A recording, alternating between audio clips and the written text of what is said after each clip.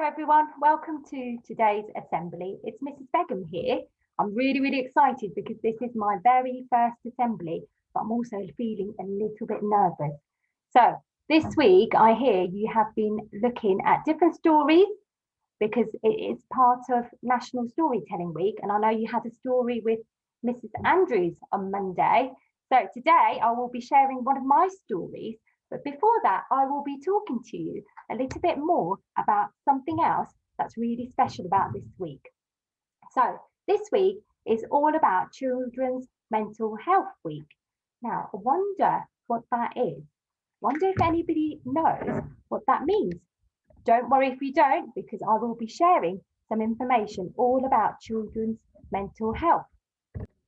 Now, hopefully I have managed to share my screen, so there should be a picture all about the Children's Mental Health Week and when it has started.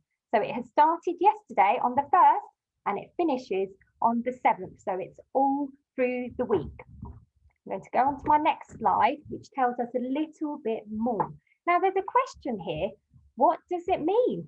Lots of you might not know what it means. So I'm going to be sharing another website for you to have a look at. Let me find it. Here we go. So over here, we've now got one of the websites that I found, which has been really helpful, definitely for Mrs. Begum. There's lots and lots of information all about Children's Mental Health Week. Now, there is also a video which you can watch with your mums and dads, and it's another assembly made by lots of children as part of a different school. So that's something you can check out with your parents. There are also lots and lots of ideas and things to help you. You click on some of these links, there are lots and lots of options for you to go through. There's some activities that you can do, some games. It all looks like a lot of fun. So I'm going to just swap my screen over so you can go back onto this one. Here we are. Okay. Now, mental health, it's all about our emotions and our feeling and how that then impacts on our thoughts and behaviour. Now, if you have a look, I'm sure you all recognise these emojis. Now, you might be feeling happy, annoyed, sad, a bit tired, and there's always a reason why we feel all these different emotions. But the problem can be when we can't talk about it. And then it has a lot of problems with our behaviour, or maybe things that we might be feeling that we can't talk about. And we start thinking and it starts to make us feel a little bit sad and down. So it's very important that this week we think about the children's mental health as well as the grown-ups. Now, I have written a few ideas that helps me feel happy. So when I'm feeling a little bit sad, a little bit down, a little bit grumpy, maybe with my family and my children, these are the things that I do that helps me feel much better. So sometimes I might go for a run, or go running. I love dancing, so that's something that I enjoy doing and that makes me feel happy. I also really enjoy listening to music, and my class, especially my Tigers, know that I love listening to music from all around the world because they are so different from all of the countries around the world. You might think of playing an instrument that might help your mood and make you feel a lot happier. Playing games, maybe you can play a game with your family or your friends. Cooking or baking, some people find that relaxes them, helps them feel a lot better if they're having a bad day. Going for walks. So going for walks to get a bit of fresh air can lighten your mood. And this is one of the things that I do quite a lot, is when I'm feeling a little bit sad, a little bit down, I might sit and do some drawing or some painting, and it really calms me down. Okay. Now, also in school, we have been doing lots of work with our helping hand. So the children at school have been having a go at drawing around their hand and then thinking of 5 different people that they could talk to when they are feeling a little bit sad. So maybe this is something that you can do at home. So you can draw around your hand, you've got your 5 fingers, and you can think about who you might add on each finger that when you have a problem or when you're feeling a bit sad, you don't know what to do, you can go and speak to these people. Okay, so I've got a few ideas here. So for Mrs. Begum, I would probably go and speak to my mum. So that could be one of them. It could be a grandparent, brother or sister, a friend, or maybe one of the grown-ups at school. They can help you too. Okay, so that's something, an activity that you might like to try at home, all about helping hand. Right, so I'm going to go back to the screen. Here we are. Now, today, as part of the assembly and part of the National Storytelling Week, I have got one of my books.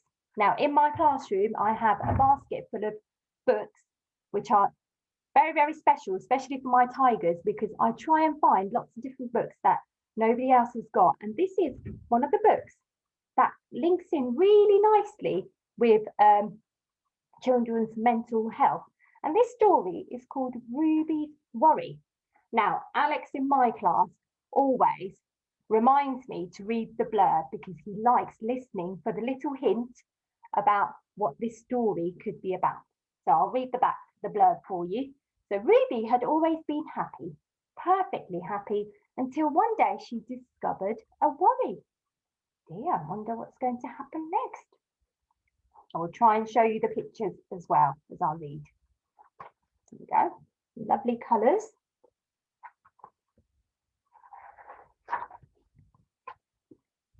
Ruby loved being Ruby. She loved to swing up high. That looks like a lot of fun. And she loved to explore wild, faraway places. Sometimes she even went all the way to the very bottom of the garden. Ruby was perfectly happy until one day.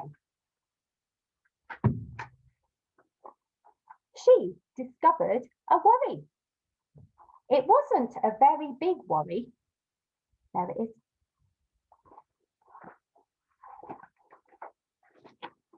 In fact, it was so small that at first Ruby hardly noticed it. But then the worry started to grow. Each day it got a little bit bigger. Oh dear, I wonder what's going to happen next. It just wouldn't leave her alone. It was there at breakfast, staring at her over the cereal box, and it was still there at night when she cleaned her teeth. You notice what's starting to happen. The funny thing was that no one else could see Ruby's worry, not even her teacher. So Ruby pretended that she couldn't see it either. She tried to carry on as if everything was normal, but it just wasn't. The worry was always there, stopping her from doing the things that she loved. Look how big that worry is now. It's much bigger than her. Ruby wondered if the worry would ever go away. What if it didn't? What if it stayed with her forever? Ruby didn't realise that she was doing the worst thing you can ever do with a worry. She was worrying about it. How many times have we done that before? Now the worry was enormous. It could barely fit in the kitchen at tea time. It filled up half of the school bus. Goodness me. And it took up whole rows at the cinema. The worry became the only thing that Ruby could think about, and it seemed like she would never feel happy again. Oh, let's keep going. Then one day something unexpected happened. Ruby noticed a little boy sitting alone at the park. He looked how she felt. Sad. There he is.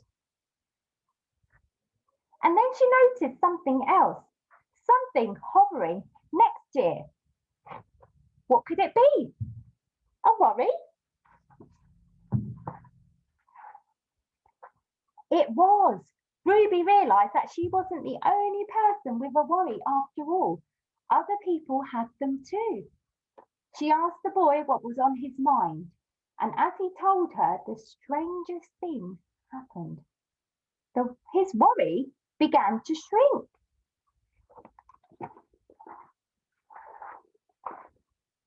Then Ruby did the best thing you can ever do if you have a worry. She talked about it. As the words tumbled out, Ruby's worry began to shrink until it was barely there at all. Have a look at that. You could barely see it. Soon, both of their worries were gone. Finally, Ruby felt like herself again. Of course, that wasn't the last time that she ever had a worry. Everyone gets them from time to time. But now that she knew how to get rid of them, they never hung around for long.